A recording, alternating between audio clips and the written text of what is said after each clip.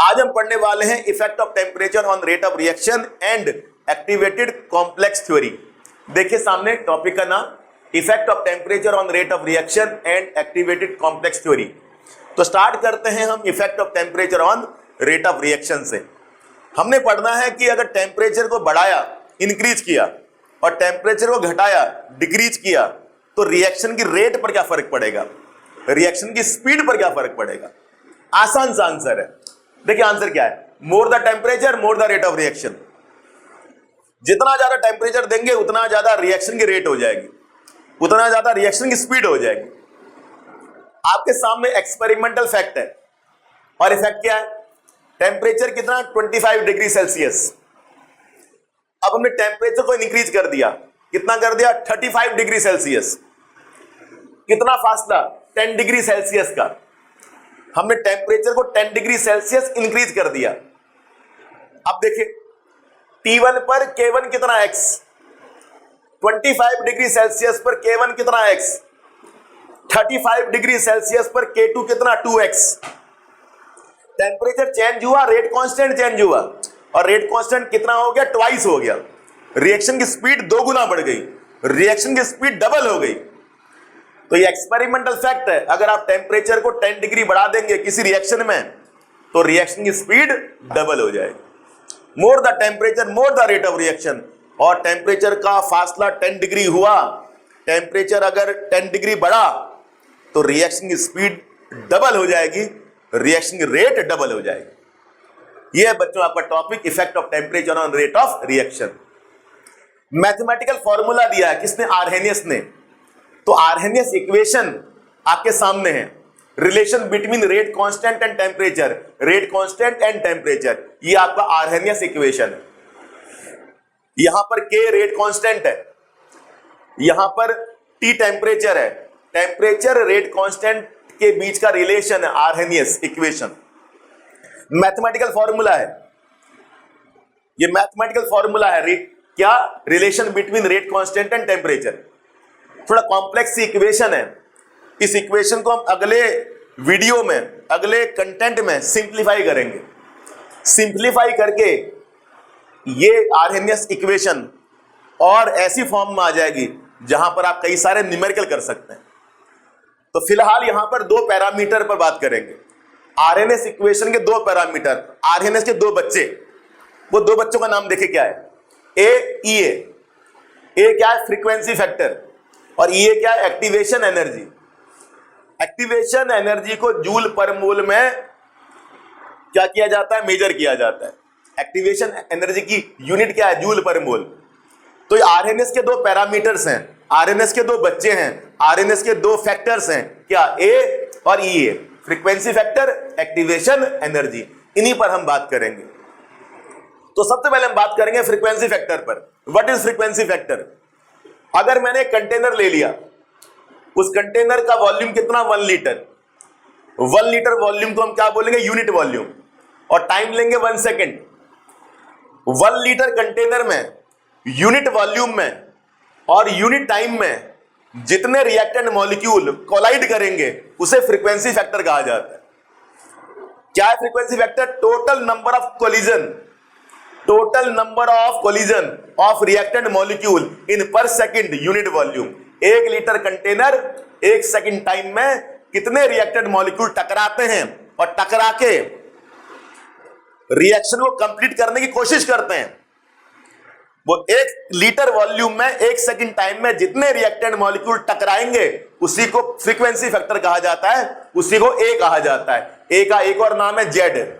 Z भी frequency factor है, ए भी फ्रीक्वेंसी फैक्टर है। अगले कंटेंट में हम देखेंगे जेड का जिक्र आएगा कोलिजन थ्योरी के अंदर। तो कुल मिला के हम ये डिस्कशन कर रहे हैं कि अगर रिएक्शन को पूरा होना है, रिएक्टेंट को प्रोडक्ट बनना है तो रिएक्टेंट मॉलिक्यूल को टकराना पड़ेगा। Average energy plus activation energy become threshold energy. बताइए रिएक्टेंट प्रोडक्ट कब बनेगा, जब मॉलिक्यूल के पास थ्रेशोल्ड एनर्जी होगी। और थ्रेशोल्ड एनर्जी कब होगी, जब हम मॉलिक्यूल की एवरेज एनर्जी में, रूम टेम्परेचर वाली एनर्जी में बाहर से कुछ एक्स्ट्रा एनर्जी सप्लाई करें। तो एक्टिवेशन एनर्जी क्या है, एक्स्ट्रा अमाउंट ऑफ एनर्जी जो आप एवरेज एनर्जी के ऊपर देते हो। ताकि रिएक्टेंट की एनर्जी क्या हो जाए, थ्रेशोल्ड एनर्जी हो जाए। और एक बार रिएक्टेंट की एनर्जी थ्रेशोल्ड एनर्जी हो गई, अब वो टकराए और टकरा के सीधा उन्होंने क्या बना दिया, प्रोडक्ट बना दिया, रिएक्शन कंप्लीट हो गई। तो आरएनए दो फैक्टर के बारे में बात करता है, frequency factor, activation energy. Frequency factor का मतलब तो यह है कि रिएक्टेंट टकरा रहे हैं, बस टकरा रहे हैं, मजे कर रहे हैं, कोई इधर से टकराया, कोई इधर से टकराया, प्रोडक्ट नहीं बना। मिनिमम चांस है प्रोडक्ट बनने का। 1 लीटर वॉल्यूम 1 सेकंड टाइम में जितने रिएक्टेंट टकराएंगे, मजे करेंगे, वो सब है फ्रीक्वेंसी फैक्टर। अब उन्होंने जो कोलाइड किया वो प्रॉपर एनर्जी के साथ किया। और प्रॉपर एनर्जी कब आएगी, जब बाहर से एक्स्ट्रा एनर्जी मिलेगी। उसी एक्स्ट्रा एनर्जी को क्या बोलते हैं, एक्टिवेशन एनर्जी। नाम एक्टिवेट हो गया, अब वो एक्टिवेट हो गए, आप टकराए, प्रोडक्ट बन गया। तो ये एक्स्ट्रा अमाउंट ऑफ एनर्जी, वही एक्टिवेशन एनर्जी है। तो उसी के नाम से पढ़ा टॉपिक एक्टिवेटेड कॉम्प्लेक्स थ्योरी। देखिए टॉपिक का नाम effect of temperature on rate of reaction and activated complex theory. हमने पढ़ा effect of temperature on rate of reaction, जितना ज्यादा टेम्परेचर देंगे उतना ज्यादा रिएक्शन की स्पीड होगी। टेम्परेचर 10 डिग्री बढ़ेगा तो रिएक्शन की स्पीड डबल हो जाएगी। मैथमेटिकल इक्वेशन आपके सामने, आर्हेनियस की, उसके दो बच्चे हैं, फ्रीक्वेंसी फैक्टर, एक्टिवेशन एनर्जी। ये फॉर्मूला हम और सिंप्लीफाई करने वाले हैं नेक्स्ट कंटेंट में, देखते जाइएगा। अब पढ़ते हैं एक्टिवेटेड कॉम्प्लेक्स थ्योरी। आर्हेनियस कहता है रिएक्टेंट सीधा प्रोडक्ट नहीं बनते, बीच में एक इंटरमीडिएट स्टेज भी आती है। रिएक्टेंट एंड प्रोडक्ट के बीच में एक इंटरमीडिएट स्टेज आती है। उसी इंटरमीडिएट स्टेज को क्या बोलते हैं, एक्टिवेटेड कॉम्प्लेक्स बोलते हैं, या फिर ट्रांजिशन स्टेट बोलते हैं। रिएक्टेंट सीधा प्रोडक्ट नहीं बनता, रिएक्टेंट प्रोडक्ट के बीच में एक ट्रांजिशन स्टेट आती है। उसी ट्रांजिशन स्टेट को क्या बोलते हैं, एक्टिवेटेड कॉम्प्लेक्स बोलते हैं। अब जरा देखिए, रिएक्टेंट के पास क्या है, एच के बीच में सिंगल बॉन्ड, आई के बीच में सिंगल बॉन्ड। जैसे ही ये प्रोडक्ट बने, दोनों रिएक्टेंट रिएक्ट किए, कोलाइड किए और प्रोडक्ट बना। अब बॉन्ड जो है वो एच और आई के बीच में आ गया। पहले एच के बीच में बॉन्ड था, आई के बीच में बॉन्ड था, अब बॉन्ड एच के बीच में आ गया। ये ओल्ड बॉन्ड, ये न्यू बॉन्ड। रिएक्शन का मतलब क्या होता है, ओल्ड बॉन्ड टूटेंगे, नए बॉन्ड बनेंगे। Old bond break, new bond are formed. यही रिएक्शन होती है। तो रिएक्टेंट के पास ओल्ड बॉन्ड होंगे और प्रोडक्ट के पास न्यू बॉन्ड होंगे। इनके बीच में एक इंटरमीडिएट होगा, उसके बाद दोनों बॉन्ड्स होंगे, ओल्ड बॉन्ड भी, न्यू बॉन्ड भी। जरा देखिए, एच के बीच में बॉन्ड है, एच के बीच में बॉन्ड है। आप बोलेंगे डॉटेड लाइन क्यों? ये डॉटेड लाइन का मतलब ये है कि ना तो ओल्ड बॉन्ड कंप्लीटली ब्रेक हुआ है, ना नया बॉन्ड कंप्लीटली फॉर्म हुआ है।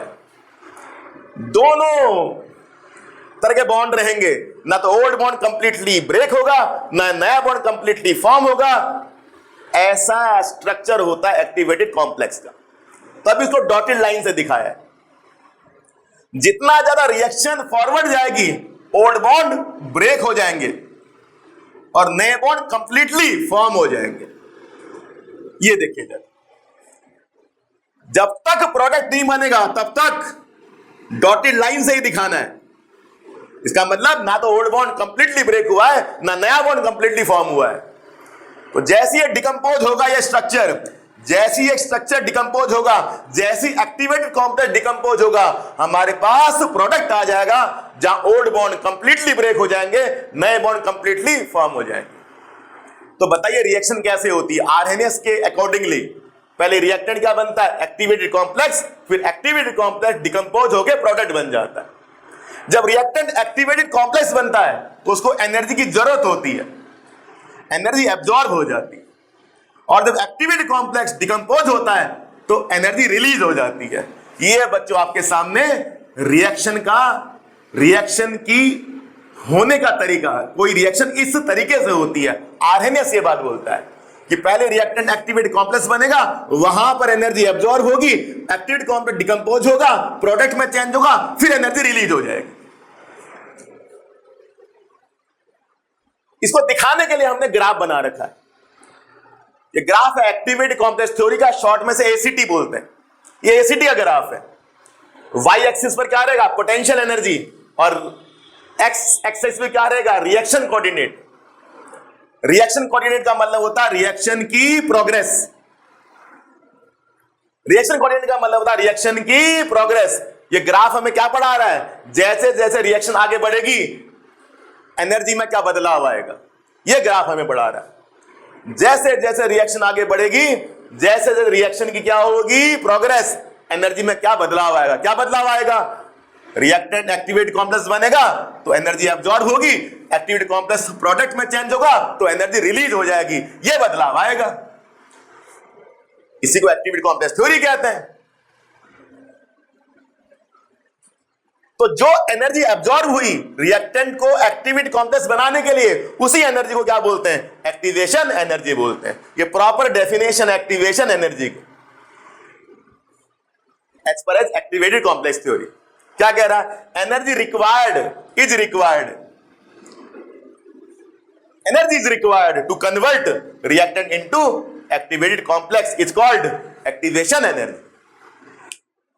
तो जब रिएक्टेंट एक्टिवेटेड कॉम्प्लेक्स में चेंज होगा तो एनर्जी की रिक्वायरमेंट पड़ेगी, एनर्जी अब्जॉर्ब हो जाएगी। जो एनर्जी अब्जॉर्ब होगी उसी एनर्जी को क्या बोलते हैं? एक्टिवेशन एनर्जी बोलते हैं। जब तक ये एनर्जी नहीं मिलेगी रिएक्टेंट एक्टिवेटेड कॉम्प्लेक्स नहीं बनेगा, फिर वो डिकम्पोज होकर प्रोडक्ट नहीं बनेगा। याद रहे ये एक्टिवेटेड कॉम्प्लेक्स जो है बहुत अनस्टेबल स्टेट है, ये टूट जाता है, फिर क्या बनता है? हमारे सामने प्रोडक्ट बनता है। देखिए क्या लिखा हुआ है, दिस एक्टिवेटेड कॉम्प्लेक्स इज क्या? अनस्टेबल, वेरी शॉर्ट लास्टिंग, थोड़े ही समय के लिए रहेगा, and decompose into product with the release of energy, energy release हो जाएगी। इस तरह से एनर्जी में बदलाव आता है। इसी एनर्जी के बदलाव को इस ग्राफ से दिखाया गया है। देखिए क्या हुआ है, रिएक्टेंट क्या बना? एक्टिवेटेड कॉम्प्लेक्स, और एनर्जी अब्जॉर्ब हुई है, और इस एनर्जी का नाम क्या है? Activation energy. रिएक्टेंट को एक्टिवेटेड कॉम्प्लेक्स बनाने वाली एनर्जी का नाम क्या है? Activation energy. फिर एक्टिवेटेड कॉम्प्लेक्स क्या बन गया? प्रोडक्ट बन गया, तो एनर्जी डिक्रीज हो गई। यहां से एनर्जी इंक्रीज, यहां से एनर्जी डिक्रीज। पहले एनर्जी अब्जॉर्ब, फिर एनर्जी रिलीज्ड। ये एनर्जी अब्जॉर्ब हुई है और ये एनर्जी रिलीज हो गई है। इस एनर्जी रिलीज और अब्जॉर्ब का जो डिफरेंस है, एनर्जी रिलीज और एनर्जी अब्जॉर्ब का जो डिफरेंस है, उसको एंथैल्पी चेंज कहा जाता है, डेल्टा एच कहा जाता है। जरा देखिए डेल्टा एच को हम यहां पर कैसे दिखा सकते हैं। ये देखिए, ये देखिए जरा, यहां से मैं एक आपको डिफरेंस दिखा दूं। देखो ये एनर्जी हुई रिलीज और ये एनर्जी हुई अब्जॉर्ब, तो जो डिफरेंस आया ना बीच में, ये डेल्टा एच होता है।